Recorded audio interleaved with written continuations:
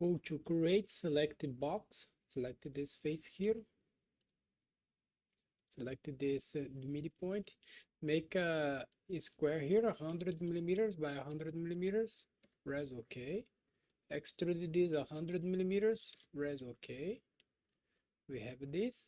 Go to inspect, select measure, select this edge here, this 2 point, copy the distance here, go to create, select the sphere, select this face here, this point here. The diameter here is 2 times the face, the distance that we copy. The operation here intersect, press OK. Now make the same, but now in this side here, this edge, operation intersect, OK. Make the same here, but now select this point here, operation intersect,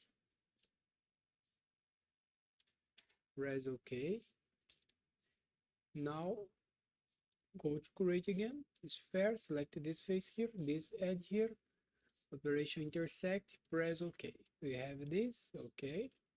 Now go to modify, select the shell, select this face here, this face here, this face here, and this face here.